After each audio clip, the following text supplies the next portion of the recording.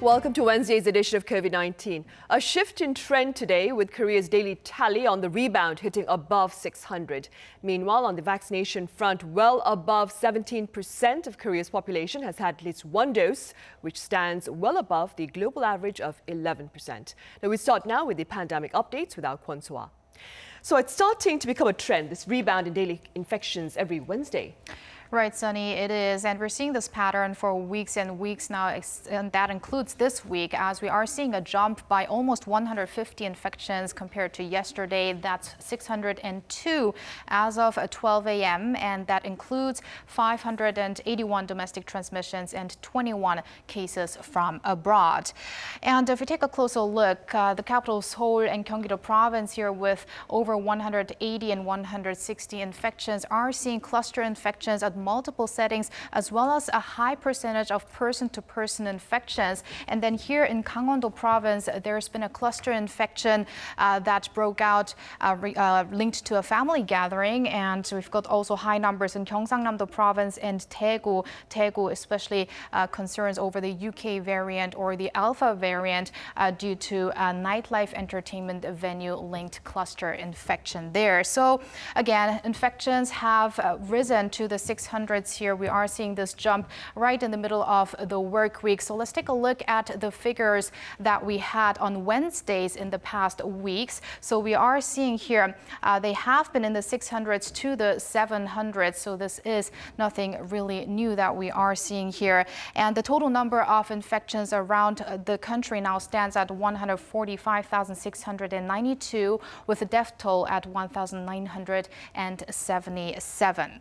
Let's also get a check on the vaccination front. So with 9.2 million people having received at least one jab of COVID-19 vaccine, that's around 17.9%. And also 2.3 million have gotten their second dose, and that's equivalent to 4.5% of the nation's population.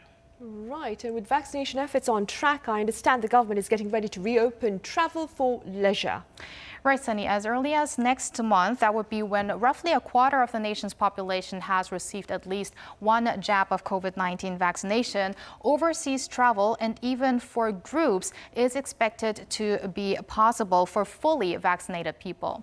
And also, the government is in discussions over signing travel bubble agreements with countries like Singapore and Taiwan to make visits for vaccinated travelers more easy. And here's more from a senior health ministry official. The travel safe zone system relaxes entry bans and quarantine rules for specific countries, regardless of the nature of visits. This will enable more freedom in travel and exchanges. Hong Kong, Singapore, Australia, New Zealand, Taiwan, and Palau have already or are planning to implement such a system. The U.S., meanwhile, has downgraded travel alerts for dozens of countries, including South Korea, which is now under level 1, which is the lowest out of a 4-tier system. Korea was earlier under level 2. And countries that were deemed to be very high risk dropped from level 4 to level 3. That includes Canada, Mexico, Italy, France, Germany, and Japan, which is about to host the Summer Olympics next month. And this is possible in the U.S. because many people there have been already vaccinated. However, the U.S. is stressing for people that have not been vaccinated yet to still be cautious when traveling. Meanwhile, if you take a look at the numbers here, India has hit 29 million cases in total in the past day, although daily infections have now dropped to below 100,000. And also Brazil hit 17 million in the past day. Also here a concern in Argentina, which has become the 9th country around the world to hit the 4 million mark, with over 31,000 cases reported in a span of 24 hours. And the total number of infections around the world stands at 174.7 million. And we've unfortunately got a rise in daily fatalities, which have again risen to above 10,000. And those are the updates I have for now. And back to you, Sunny. All right, so as always, thank you very much for that. Meanwhile, let's redirect our focus to events here in the country. Our Ji Lee joins me in the studio with details from Tuesday's afternoon briefing, which covered quite a few issues. Welcome, Ji. Thanks, Sunny. So Tuesday's regular briefing on the pandemic covered the usual vaccination figures and the suspected adverse reactions to the vaccines. But it also touched upon the effects of the different variants, which I hope our listeners will find comforting. As of today, more than 9.2 million people have been vaccinated at least once. Nearly half of those over the age of 60 have received their first dose, accounting for 6.3 million people. By age group, more than 70% of Koreans in their 80s have finished the first round of vaccinations. Seoul forecasts it will complete vaccinating a quarter of its population before its target deadline at the end of June. Let's hear more from a top health official who spoke at Tuesday's briefing. If the elderly over the age of 60 who book their appointments can take active part, the vaccination rate for this age group is expected to surpass 80%. Right, and I hear there's a plan in store, G, to encourage people to get their vaccines. That's correct. So once you get vaccinated, you can flaunt specially made badges and stickers. The badges are solely for the purpose of encouraging people to go to the centers and to have something to show for being a good citizen of the community, kind of like the Girl Scout and Boy Scout badges. These cannot be used for verification purposes. For that, you can receive hard copy certificates from the medical center where you got vaccinated, or use an electronic version on your mobile phone, dubbed COOV. But what about for people who find it physically hard to get these centers or difficult to use their smartphones, as the elderly sometimes do? Now, for those over the age of 65, the government will distribute vaccine certification stickers. If you meet the minimum age requirement, you can visit a community center to receive a sticker that you can attach to your resident ID card or driver's license from later this month. The sticker will contain your personal information and how many times and when you got vaccinated.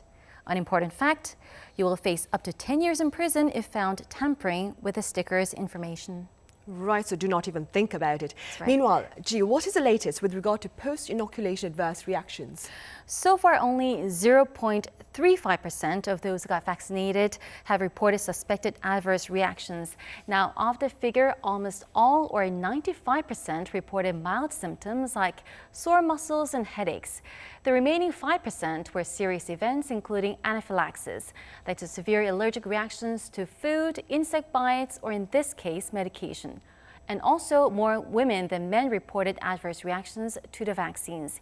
A total of 208 post-inoculation deaths have been reported as of Tuesday, but none have so far been related to COVID-19 vaccines directly. One more question, G, before you go then. What is the government doing to better contain the spread of variants here on the local front?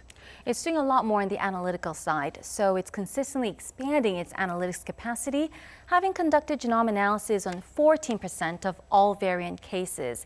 And like you mentioned earlier in the program, that's a lot higher than the international average. The Korean government has analyzed a total of 10,535 cases since October last year and confirmed around 1,700 variant infections. Now, for the additional 175 confirmed variants in the past week, most are the Alpha variant from the UK at 154 confirmed cases. The Delta variant from India stands at 17, with a Beta variant from South Africa being the fewest with only 4. That's all from me today.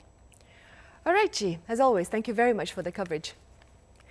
Right, also here in Asia, Vietnam is urging for public donations for COVID-19 vaccines as it fights a new wave that has infected over 6,000 people in a span of 6 weeks. Now, prior to this latest outbreak, Vietnam's total infections had stood at a little over 3,000. For more on the situation there, I have Sen Nguyen live on the line. Hello, Sen. Hello. Thanks for having me. Right, Sen, let's start with the recent resurgence there and the possible reasons behind it. Right. There were several incidents that made this fourth wave very different from others, when a few people who arrived from abroad tested positive, even after they have tested negative during and at the end of their 14-day mandatory quarantine. And this has prompted the government to increase mandatory quarantine to 21 days for foreign arrivals and people who have been exposed to infection risk. Here we call them F1. And unlike previous waves, there were some hours in the country where patient zero was not timely pinpointed. Meanwhile, Sen, what is the latest with regard to news of a hybrid variant in Vietnam? Yes, the health ministry did announce a variant, which was a combination of the alpha and delta mutation, first recorded in the UK and India, respectively. The health minister did said that this hybrid variant could be responsible for the recent surge in this in infection, which is the fourth wave. However, the World Health Organization officials in Vietnam have rejected this. They say that this new variant is in fact the Delta variant with additional mutation. This is currently known in Vietnam based on the organization definition, but they will continue to monitor the situation in the next couple of weeks. I see. And in the meantime, Sen, what measures are in place to tackle this new wave of infections in Vietnam?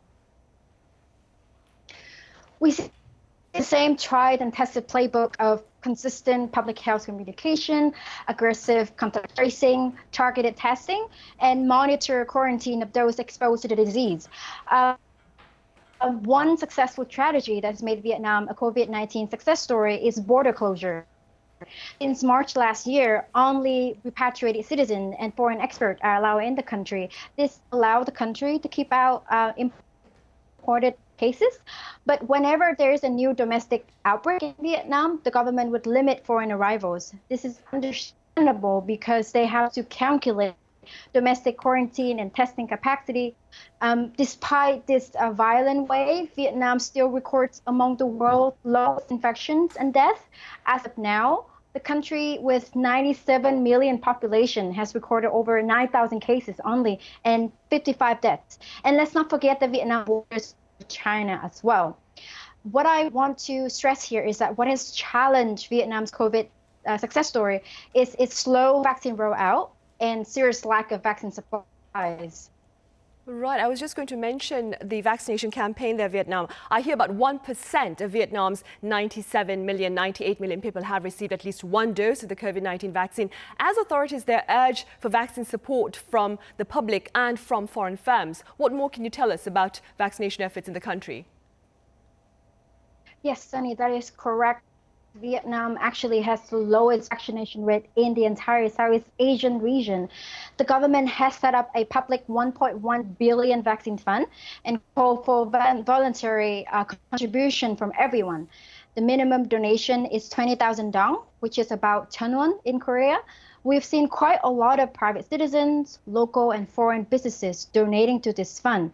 So far, about 17% of the fundraising goals has been achieved.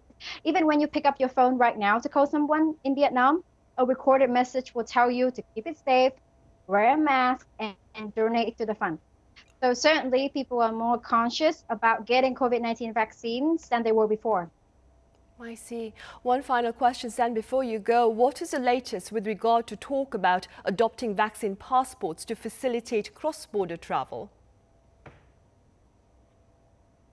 Yeah, this is an idea that has been advocated by some government and business leaders, including those in the aviation industry.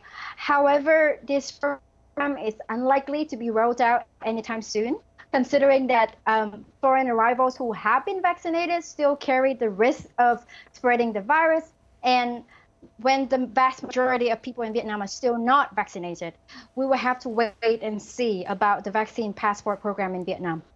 I see. All right, Sen, thank you very much for that update that is from Vietnam. Thank you and stay safe. Right, and to our viewers here, we do apologize for the disruption in our connection with Vietnam. Meanwhile, on the local front, movie theatres have been hard hit by the pandemic, with revenues plunging over 70% in 2020 compared to the year prior. And while some have been forced, that is, to shutter doors, others have sought different options to stay afloat. Do take a look.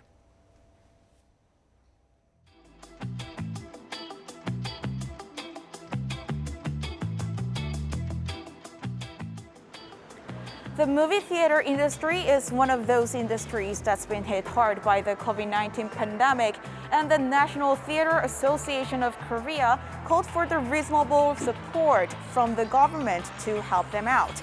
And on the 27th of last month, it demanded a phased easing of guidelines on all quarantine measures on food inside the movie theater. In 2020, when COVID-19 broke out, the number of moviegoers decreased by 60% compared to the year before. However, things haven't improved. Compared to the same period last year, the number of moviegoers until April this year was less than half that of 2020. And to overcome their difficulties, the movie theater industry has come up with various services. It screened all games of the Korean professional baseball postseason and even launched a game zone, and their efforts are still ongoing. Did you notice where I am? This is a studio located inside the movie theater where you can live stream or create your own media content. So the theater decided to open the studio as part of their efforts to break through the hardship. In the studio, various types of media content, such as public broadcasting, live streaming by companies or individuals, and voice recording can be easily produced. 네, 안녕하세요. 네, 방송을 시작하도록 하겠습니다. There are 2 studios that are equipped with a number of cutting-edge machines. Anyone can use the studio as long as they make a reservation and pay for the use. 저는 지금 여기서 강의형 영상을 제작을 하고 있습니다. 지금 교육용 영상을 좀 많이 찍고 그리고 공간이 저희 이제 준비 없이 다 갖춰져 있기 때문에 제가 몸만 와도 실제로 이런 고급 기술을 이용할 수 있다는 것이 굉장히 큰 장점이라고 생각을 합니다. So starting right now, I am going to record a segment for a radio current affairs program. I am quite thrilled to use it on my own. And so starting now on, I'm gonna try recording it right now. The studio was amazing as you could create a high-quality content easily in a short time. 극장이 단순한 영화 관람을 하는 공간이 아닌 복합 문화 공간으로 바뀌었으면 하는 바람이 있었고요. 코로나19로 인하여 비대면이 강조가 되고 1인 크리에이터들의 방송이 증가를 하다 보니 이들의 니즈를 반영하여 스튜디오 운영을 기획하게 되었습니다. Companies are also coming up with various ideas to attract more customers. Sometimes theaters turn into lecture rooms for art instructors and live stages for comedians. The Korean film industry, they derive primarily their business about 80% to 75% from movie theaters. So not having that structure to bring in money is a big problem for the theater owners and also the movie industry. So right now, I think the way it's going to go is like we need to have more movies being sort of promoted to play in theaters and also people to be vaccinated as soon as possible. This movie theater is introducing discount events where those who receive their either first or second vaccine shot can get a 5,000 to 6,000 won discount on their movie tickets. Due to the prolonged COVID-19 pandemic, the South Korean film industry is considered to be facing its worst crisis in its 100-year history. And I hope that these efforts will bring positive results to the industry, attracting more people to movie theaters. This has been 신새벽.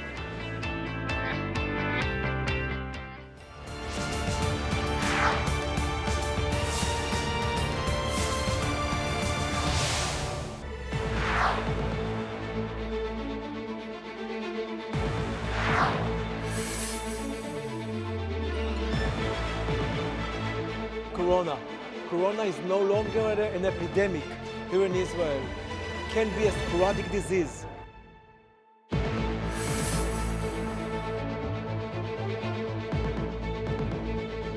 올 추석도 추석답게 가족을 만나고 적어도 가족끼리는 마스크를 벗고 대화를 나눌 수 있도록 해드리는 것이 정부의 목표입니다.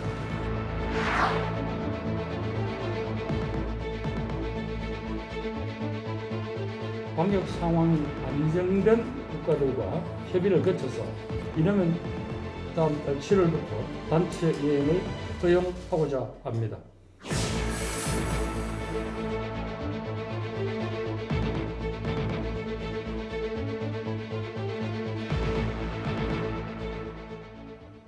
The launch of COVID-19 vaccinations has been offering the globe a ray of hope for some form of normality in the near future. Now, for more on this hope and on the tasks that lie ahead, I have Dr. Kim Taek from Institute Pasteur, Korea. Good to see you again, Dr. Kim. Good afternoon.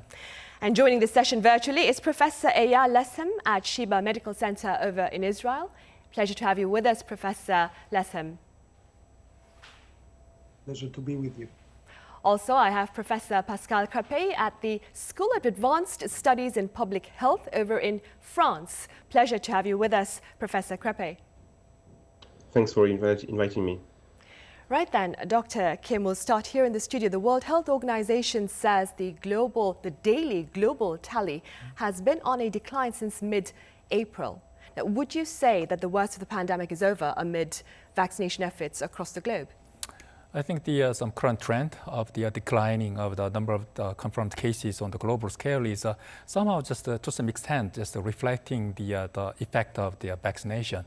But I think I can't tell for sure whether just we are actually overcome the some worst part of the pandemic. Still, we are actually experiencing the variant of concerns issues. And then there are some people or some regions who are still just resistant to the vaccination. And then some developed country now maybe just they are experiencing some surplus of the vaccines, but some other parts of the world, for example, like a third world, they don't even know when to just get vaccinated as yet. So the worst part is not really over yet. Right. Professor Leshem, authorities in Israel recently lifted the last of their COVID-19 prevention measures, that would be the indoor mask mandate. Now, would it be safe to say that life has returned to normal in Israel?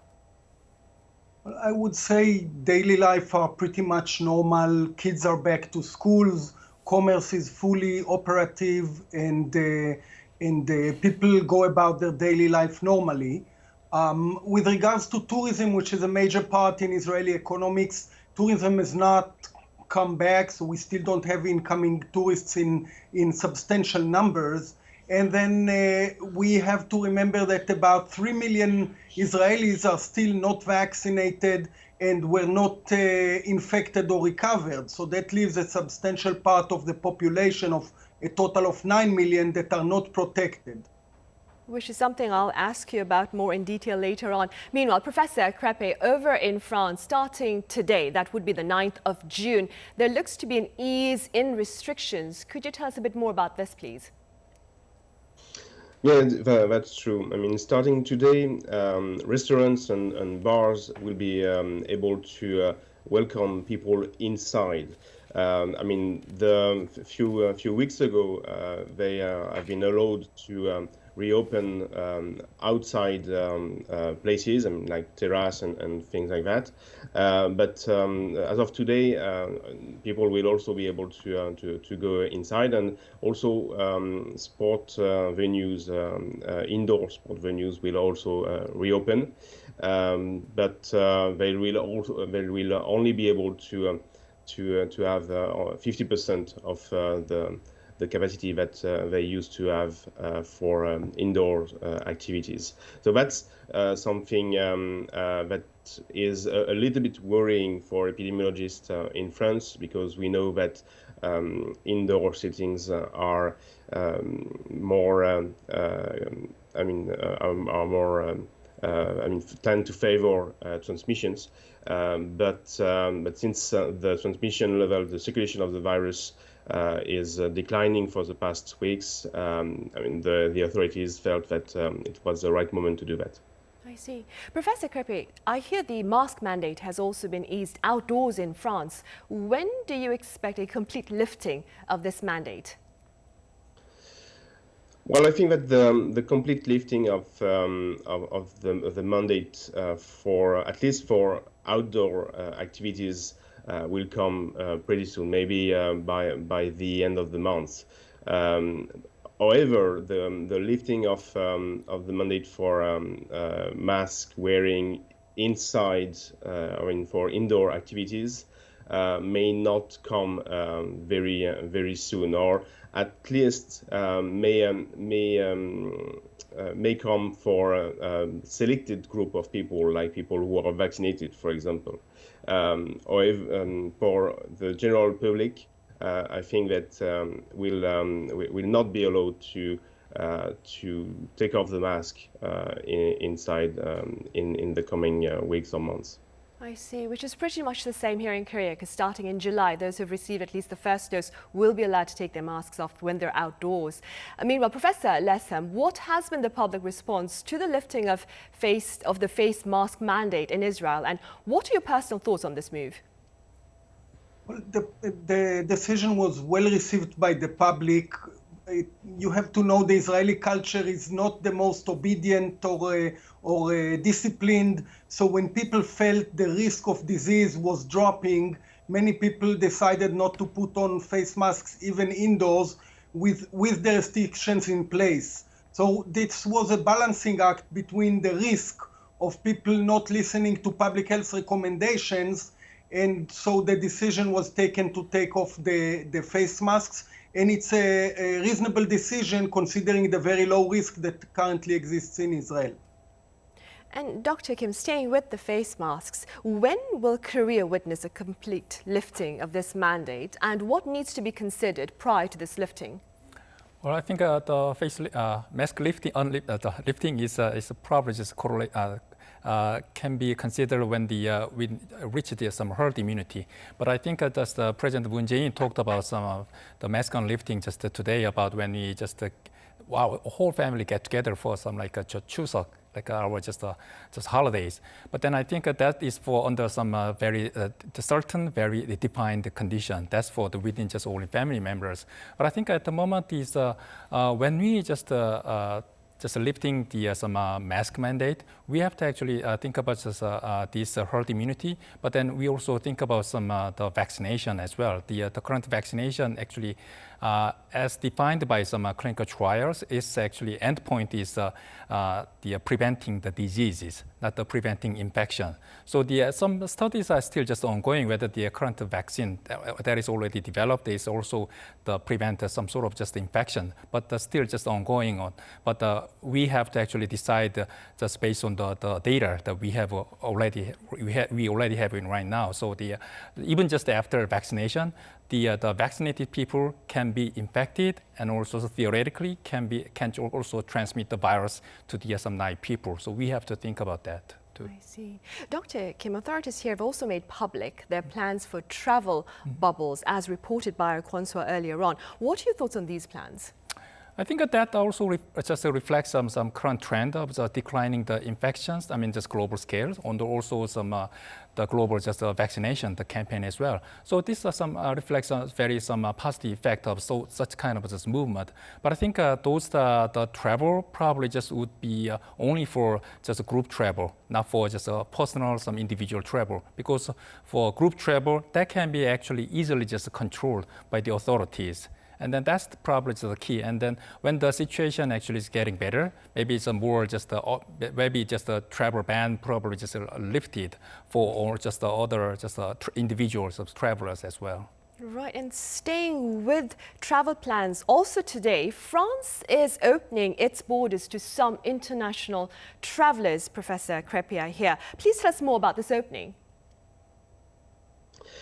Yeah, as of today, I mean, France has classified countries into 3 different grades, and it's true that South Korea, for example, is among the green countries. So people from South Korea will be able to come, and if they are vaccinated, they won't need to perform a test and to have a PCR negative test on entry, and it will only be required for people who are not vaccinated, and that's the same thing also for EU countries and for some other countries like Australia, where the circulation of the virus is very low. I mean, the aim with this is really to prevent the importation of new variant or variant of concerns, and to try to keep the circulation of the virus as low as possible and avoid the circulation of new variants that are not already circulating in the country. And Professor Krepp is staying with cross-border travel. What is the latest with regard to the adoption of a vaccine passport in Europe to facilitate travel this summer? Well, it's still not in place for the moment, but that's certainly the tool that will allow to lift travel restriction for people vaccinated. So it's something that we'll have to get used to for sure, and that will allow us globally to come back to a kind of normal situation regarding travels. Professor Leshem, Israel also opened its borders to those fully vaccinated back in May. What has been the state of imported cases since then? In fact, most of cases detected in Israel currently are imported. About 2/3 of daily cases are imported, which means that we still hold some restrictions to those who enter. So if persons were vaccinated outside of Israel, once they enter, they get both tested for being infectious and also they get a serology test to make sure that their vaccine worked and they have an immune response. So they are protected, and only then are they allowed to exit quarantine. So in fact, there are some restrictions, and the Ministry of Health keeps a safety margin because we know that the variants of concerns, there is risk of importing variants of concern. And as I mentioned earlier, about 3 million Israelis out of the 9 million are not protected against the infection.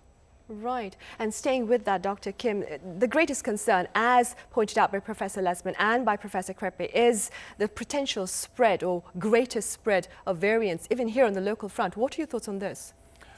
Well, we are actually talking about some international travel. So once the border is open to the travelers, that also actually means some higher, chance of just a transmission, even just including the variant of concerns as well.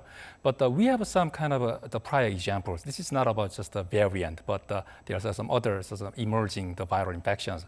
There was an outbreak in the Democratic Republic of Congo in the West Africa, and the Ebola outbreak. And then, although the Ebola is actually just not transmitted by the respiratory organ and the respiratory system, it is actually transmitted by the contact. But then those infections, these actually also just transmit to the European countries and also U.S. That was actually by way of the air travel. So we actually think about that. This is the respiratory infectious disease. Once the border is open, now the people just moving just in and out, and then that would ultimately just increase the chance of just more of the infection cases. So since we are actually talking about the variant concerns, well, the reason we are actually consider the variant concern is that actually two aspects. One is whether it's the variants actually increases the transmissibility and also increase the fatality. Well, there are many just the variants, but there are few variant of concern that were actually defined by the WHO, and those seems to be somehow just to decrease the current efficacy of current vaccines, and also decrease the efficacy of the monoclonal antibodies. So for that, well, for the vaccine, the current study is actually testing mostly some neutralizing antibody after vaccination. But then for the vaccines, if we just study more, there are some other aspects of the vaccination. We are actually talking about just a neutralizing antibody, but there are some other aspects, including some T-cell response, which actually just destroys the infected cells.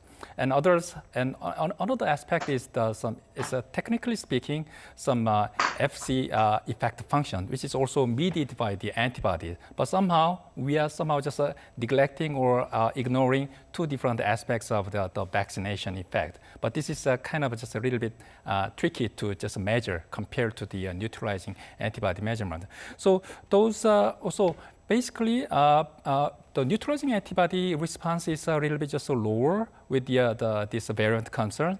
But I think so far the vaccine effect is although less potent, but still somehow effective against all those kind of variant concerns, which is good. But we still just have to keep watching on any other occurrence of the variants. So just keep sequencing and then monitor and then spreading.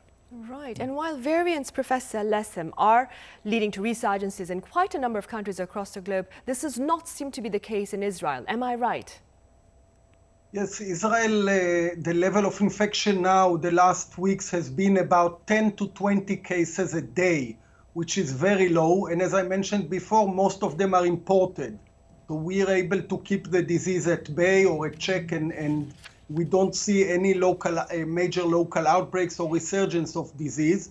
However, there's always concern of entry of a variant of concern. We are closely monitoring the situation that's reported from the UK with rise of cases due to the India Delta variant. And despite a high rate of vaccination, it is a point of concern, and we'll have to keep a high level of vigilance. Right. And Professor Crepy, what is the situation with regard to variants over in France? Well, we clearly the variant of concern that is problematic in France and that is circulating is the Alpha variant, but we have begun to see clusters of the Delta variant, which is quite concerning. For the moment, it's really localized to the southwest of France, and authorities are trying their best to keep the spreading contained regarding this variant, and that's done by very aggressive forward and backward contact tracing in order to make sure that all transmission chains are identified and controlled, and people are isolated, etc. And also we tend to vaccinate the population and to accelerate the vaccination of the population in those areas to again try to contain the spread of this new variant. But that's clearly the Delta variant is clearly the kind of game changer that was the Alpha variant a few months ago. Right.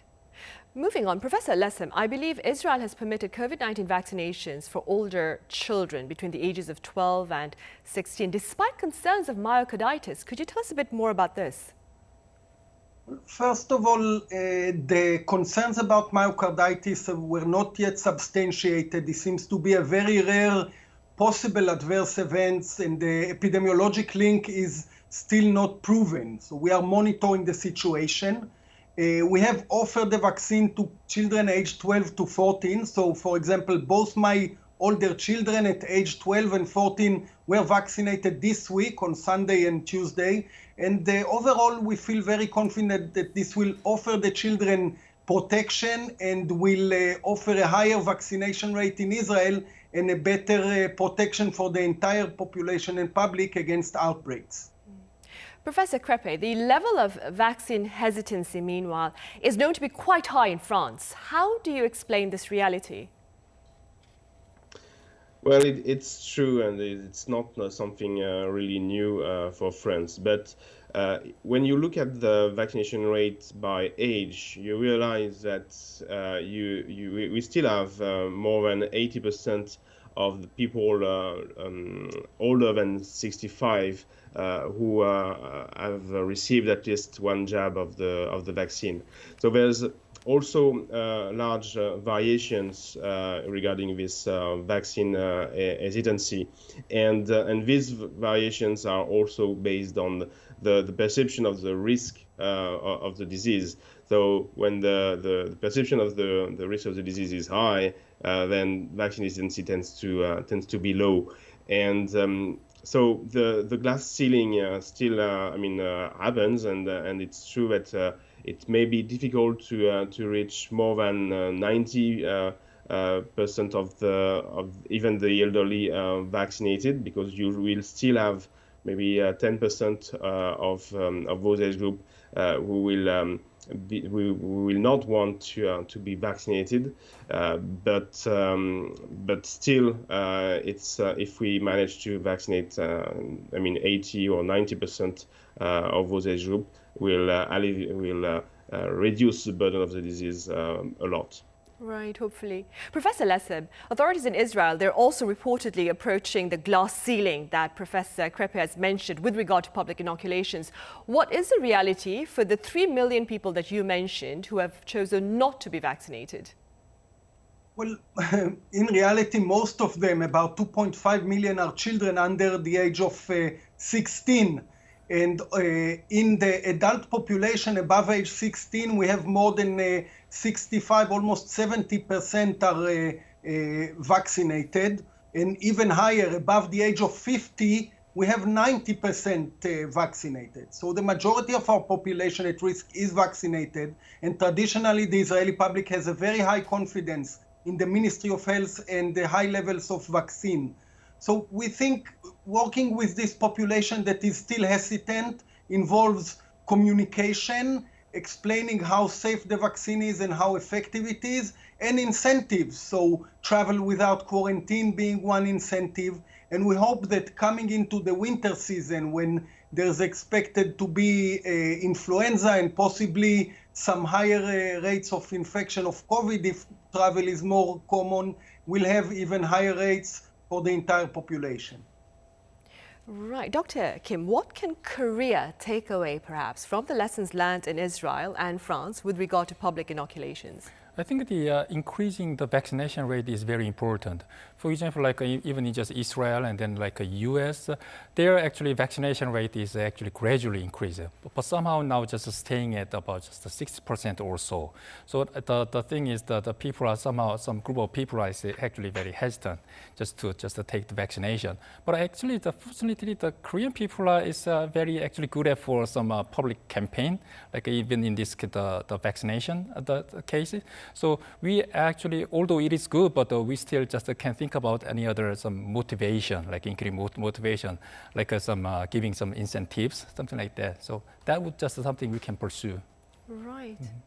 Professor Lessem, as Dr. Kim mentioned at the start of our program, while many countries have started inoculations, as of last week, 6 countries, including North Korea and quite a few in Africa, have yet to begin public inoculations. And these are some of the tasks that lie ahead as we seek to safely contain COVID-19. Do you agree?